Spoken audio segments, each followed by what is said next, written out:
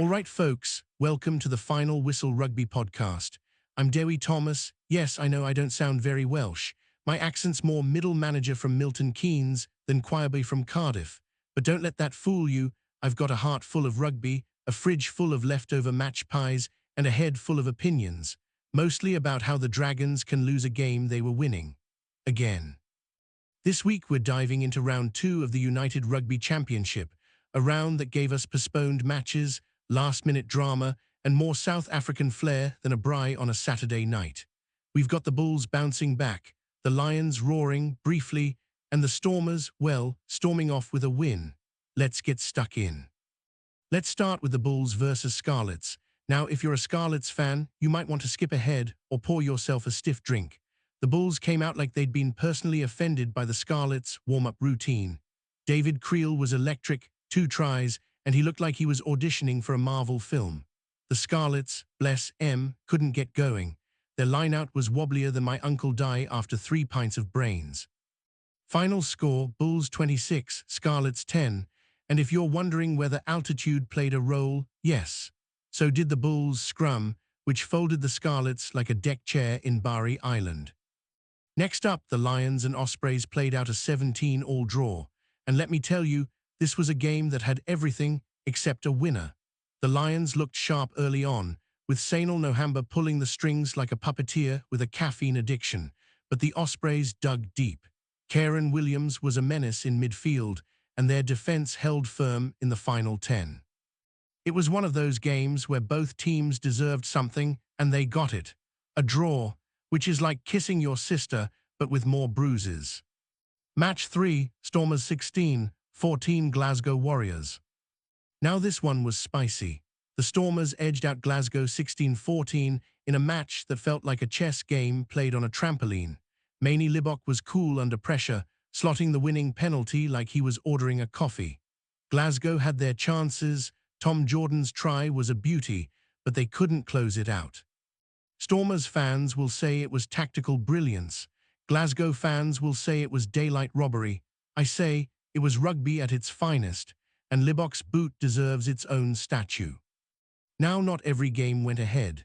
The Sharks versus Zebra match was postponed, apparently due to travel issues. Or maybe Zebra saw the Sharks line up and decided to stay home. Either way, no points, no drama, and no chance for me to make a joke about Italian defense. Match 5, Ulster 23, 20 Leinster. This one was a belter. Ulster edged out Leinster 23-20 in a game that had more twists than a soap opera. Jacob Stockdale was back to his best, slicing through the Leinster defence like a hot knife through butter. Leinster fought back, Ross Byrne kept them in it with the boot, but Ulster held firm. It's the kind of match that makes you believe in rugby again, or at least in Ulster's ability to win ugly. Match 6, Connaught 22, 20 Edinburgh. Connaught snuck past Edinburgh 22-20 in a game that was tighter than a pair of size 10 boots on a prop forward. Jack Carty was the difference. His game management was top drawer. Edinburgh had their moments, but their discipline let them down. Too many penalties, and Connaught made them pay. If you're an Edinburgh fan, you're probably still shouting at the ref. If you're a Connaught fan, you're probably still shouting at Jack Carty, in a good way. Match 7, Cardiff versus Benetton, postponed. Another one bites the dust. Cardiff versus Benetton was postponed, and I'm not saying it's because Cardiff was scared of Benetton's new backline, but well, I'm not saying it either. We'll catch this one later in the season, hopefully with fewer weather-related excuses. Match 8, Munster 39, 31 Dragons. And finally, Munster versus Dragons. This was chaos. Beautiful, glorious chaos. Munster ran in 5 tries, including a brace from Rhyno Smith, who looked like he'd been shot out of a cannon. The Dragons fought back fair play, but their defence was more porous than a sponge in a car wash. Final score, Munster 39, Dragons 31. Entertaining, absolutely, disciplined, not even close. Right, let's get into the meat and gravy of it. We've done the scores, now let's talk who showed up, who didn't, and who's probably still icing their hamstrings. Welsh teams, mixed bag of hope and headaches. Let's start with the Welsh sides. Because if you're from Cardiff, Newport, Swansea or Llanelli, you probably watched round 2 with one eye open and the other on the injury list. Dragons. The Dragons gave Munster a proper scare, scored 31 points away from home, which is like finding a fiver in your old rugby shorts, unexpected but glorious. But their defence, mate, it was like watching a turnstile at rush hour. Rhyno Smith ran through them like he'd been promised a free Nando's at the try line.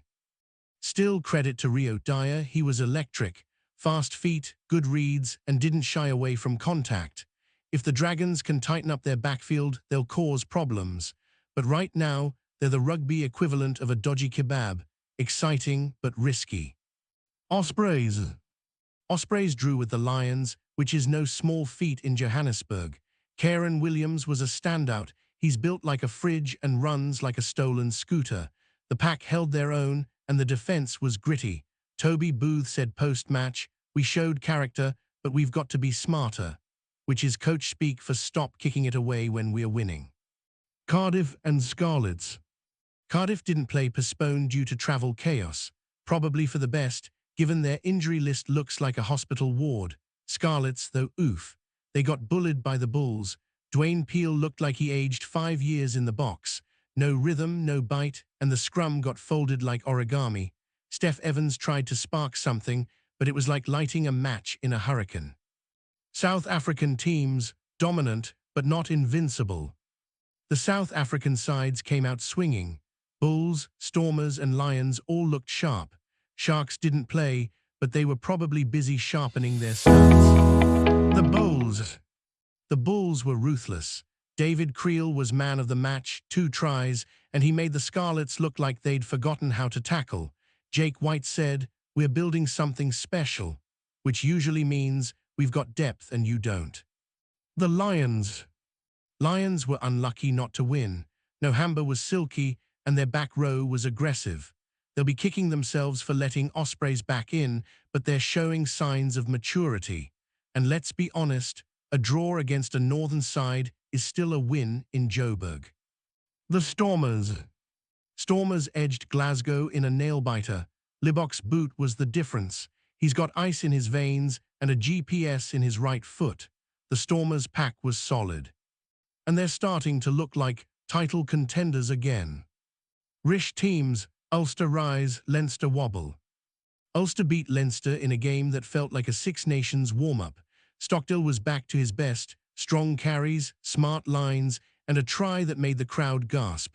Dan McFarlane said, "We're not perfect, but we are proud," which is Irish for "we'll take the win and the pint." Leinster looked tired. Ross Byrne kept them ticking, but they missed James Ryan's leadership. Injuries to Dories and Lowe didn't help. Leo Cullen looked like he'd swallowed a wasp post-match. Expect a bounce-back in round 3. Connaught snuck past Edinburgh. Jack Carty was the puppet master, and their maul was a thing of beauty. Andy Friend's side is quietly building momentum. Scottish teams, brave but blunt. Glasgow were unlucky. Tom Jordan's try was class, and their defence held up well, but they couldn't close it out. Franco Smith said, "We are learning," which is coach code for "we blew it." Edinburgh was scrappy. Darcy Graham was lively, but they gave away too many penalties. They're missing Hamish Watson's bite, and it showed. Right, let's talk bruises. Cardiff were missing Liam Williams and Torloop Faletau, both nursing knocks. Leinster had no Dories or Lowe. Scarlets lost Johnny Williams early, looked like a shoulder. Dragons had a few limping off, including Aaron Wainwright, who took a nasty knock to the ribs. It's early days, but the physios are already earning their wages. And if you're wondering why half the teams look knackered, it's because round 1 was brutal. Tackles flying in like it was a pub brawl. There were some standout players during round 2. David Creel, Bulls, 2 tries, dominant presence. Jacob Stockdale, Ulster, back to form, dangerous in open play. Jack Carty, Connaught, controlled the game, smart kicking. Kieran Williams, Ospreys, physical, fearless and reliable. Manie Libbok, Stormers, matchwinner, calm under pressure. Rhyno Smith, Munster, pace, power and precision. Now, if you were lurking on social media after round 2 or just eavesdropping in the clubhouse, you'll know the fans had plenty to say. Some of it insightful, some of it, well, let's just say someone suggested the Scarlets should switch to netball. Let's take a look at some fan reactions and quotes. Bulls fans. Bulls supporters were buzzing. One bloke tweeted, "David Creel's boot should be insured by Lloyd's of London." Another said, "Scarlets came for a game, Bulls gave them a lesson." Jake White, ever the diplomat, said, "We're building depth." Translation, "We've got 3 lads on the bench who could start for most teams." Speaking Ulster fans. Ulster fans were singing Stockdale's praises like he just cured hangovers. One fan wrote, "Jacob's back, and so is my belief in humanity." Dan McFarland said, "We're not perfect, but we are proud," which is Irish for "we'll take the win and the pint." Speaking Dragons fans. Dragons fans were torn. Half were thrilled by the attacking flair, the other half were Googling how to teach tackling to adults. Di Flanagan said, "We are improving," which is coach speak for "we lost, but at least we scored more than 10. Clubhouse Awards, Round 2 edition, pub chat style. Right then, time for our Clubhouse Awards, the unofficial honors that matter more than any shiny trophy.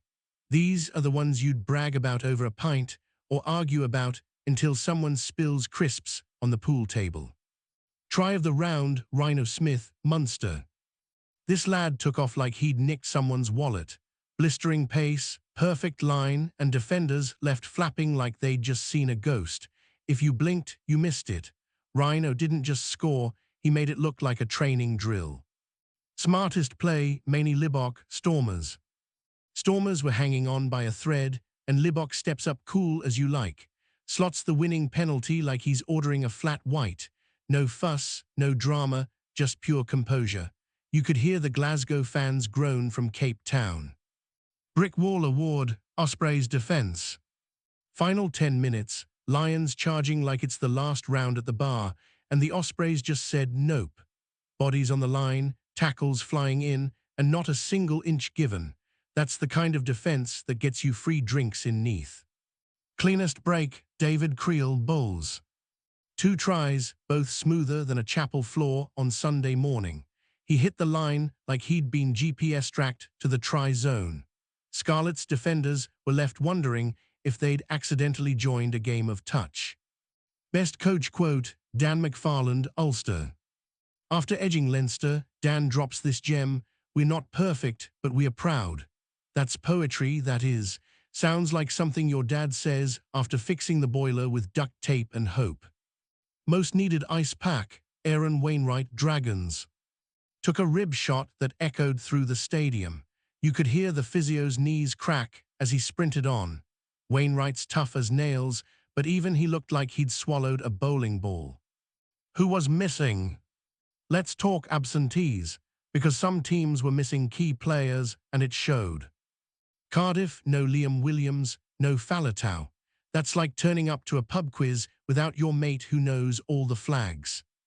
Leinster, no Dories, no Lowe. Their backline looked like it was missing a spark plug.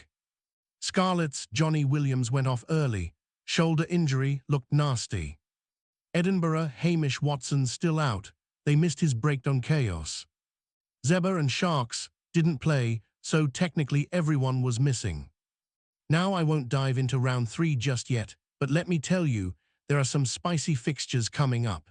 If you like your rugby with a side of revenge, redemption, and reckless offloads, you're in for a treat.